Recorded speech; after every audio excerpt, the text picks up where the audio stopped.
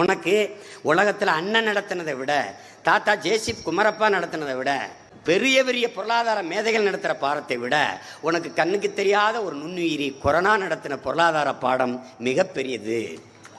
நீ நினச்சிக்கிட்டு இருந்த ராஜா, காசு வச்சிருந்த, 1 கோடி வச்சிருந்த, ஓடி போய் கடையில் 2 காரை வாங்கி நிறுத்திடுவான் வீட்டில் அப்படின்னு நினைக்கல. விலை உயர்ந்த பட்டாடைகளை வாங்கி வீட்டில் அடுக்கி வைப்போம்னு நினைக்கல. நகை மாளிகைக்கு போய் தங்கமாக வாங்கி குவிப்போம்னு நினைக்கல. மச்சான், மளிகை கடை எங்கேயாவது திறந்துருக்கா மச்சான்? காய்கறி கடையா எங்கே இருக்கா மச்சான்? ஏன்? கார் இல்லாமல் உன்னால் வாழ முடியும். பட்டாடைகளோ பளபளக்கும் நகையோ இல்லாமல் வாழ முடியும். ஆனால் நீரும் சோறும் இல்லாமல் வாழ முடியாது. இதை கற்பித்தது கொரோனா.